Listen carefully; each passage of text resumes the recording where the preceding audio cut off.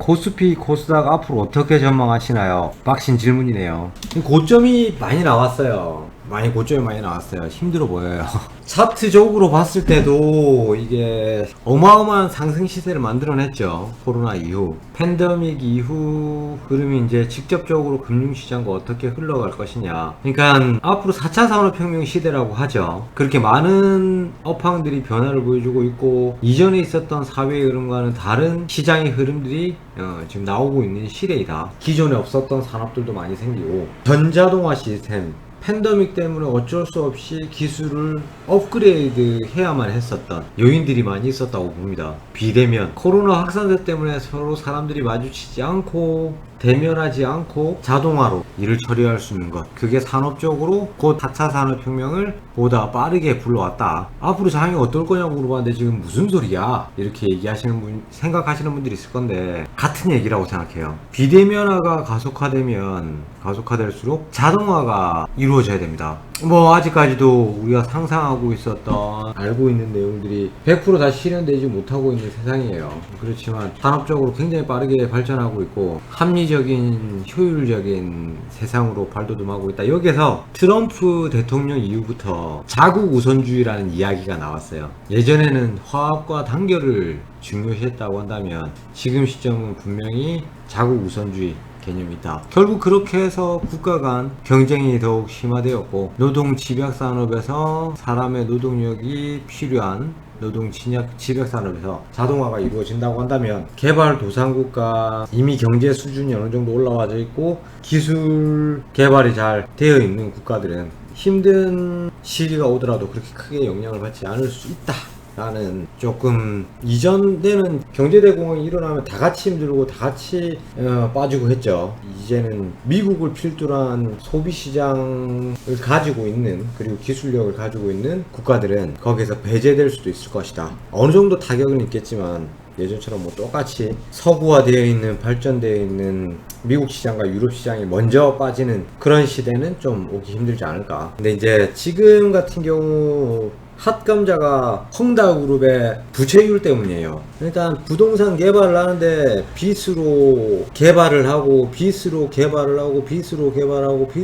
개발해가지고 진짜 눈덩이처럼 어마어마한 상승률을 만들어낸 거죠. 그렇게 했는데 결국 그런 단계로 가니까 시장이 좋고 부동산 가격이 올라갈 수 있는 여지가 남아있을 때는 대박이었죠. 근데 그 연결고리의 끝이 보일 수 있다. 왜? 중국 부동산 시장의 흐름이 막히기 때문에. 부동산 시장의 흐름이 막힌다는 거는 중국의 공산당, 그러니까 시진핑 정부의 장기 집권을 위해서 정책적으로 꼭 필요한 수순이라고 생각해요. 그렇게 해서 이제 정부 제재안들이 나왔고, 거기서 이제 직결적으로 영향을 받을 수밖에 없는 시점에 현재점. 일단 헝다그룹의 내용 때문에 예전 리먼 브라더스 사태처럼 연계도산성이 나올 수 있다. 그래서 이제 우리가 추석 기간 때 해외 시장들이 다 무너졌어요. 다행히 우리나라 시장은 추석 덕분에 직접적인 타격을 입지 않고 좀 스무스하게 추석이 굉장히 감사한, 열리지 않은 시기가 되었고요.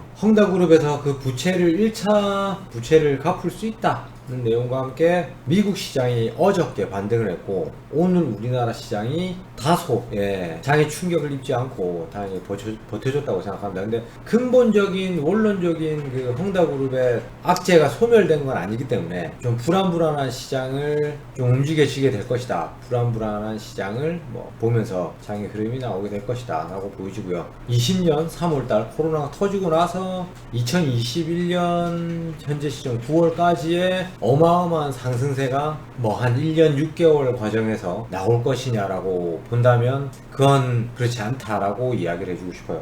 급성장했었던 금융시장의 흐름에 좀 다른 흐름의 패턴이 나올 가능성이 높다고 보여집니다. 횡보 또는 좀 소폭 상승세 정도?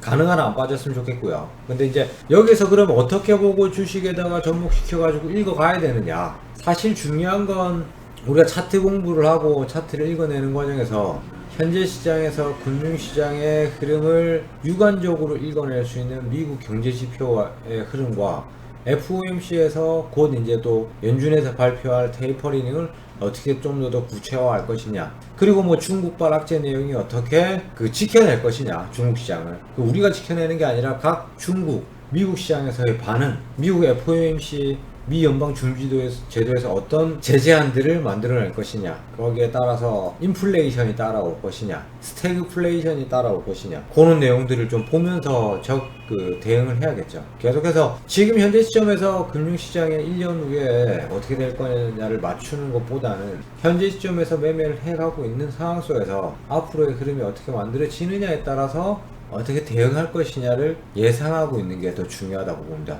뭐 하여튼 그렇게 해서 시장의 흐름상 현재 시점에서 스윙을 잡고 있다 또는 중장기를 하고 있다 했을 때 큰 자리의 지지라인들을 확인하면서 종합 차트 코스피의 흐름을 어떻게 대응할 건지에서 예상을 하고 갈 필요가 있다고 생각합니다. 근처 값에는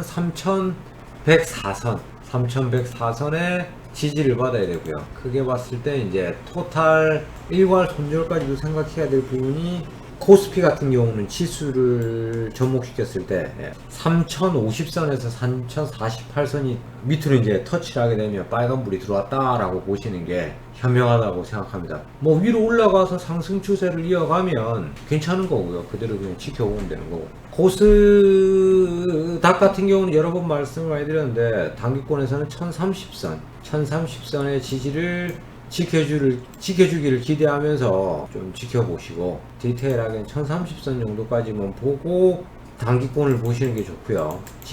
지지라인으로 봤을 때. 그리고 요거는 이제 코스닥 같은 경우 빨간불이 들어왔다는 건 이전 꼬리자리 최근에 저점에 급 하락으로 이어질 수 있는 구간, 요쪽 구간 1014포인트를 이탈 시 빨간불이 들어왔다. 그러니까 비상 빨간불이에요. 주식에서 빨간불이라고 하면 양봉이라고 생각해서 수익 구간이다, 잡으면 그냥 무조건 수익이다, 이게 아니고 1차 지지 라인을 1030선 정도까지 보시고요. 그리고 이제 빨간불 들어왔다, 데드라인이다, 삐뽀 비상불 들어왔다, 이거 빠지면 진짜 위험하다 하고 지켜봐야 될 지수의 흐름의 라인은 1014선. 이렇게 여러분들이 앞으로 금융시장이 어떻게 나올지에 대해서 궁금해하고 내용들을 찾아보고 공부하는 건 좋아요. 그렇다고 해서 점을 때리는 게 아니라 이렇게 안 좋아질 가능성이 높구나, 악재가 떴는데 역시 지수가 반응을 보이는구나, 하방세로 흐름을 만들어내는구나, 위험하니까 내가 좀 더 조심해야 되겠다, 이렇게 마음가짐을 갖고 계셔야 됩니다. 아시겠습니까?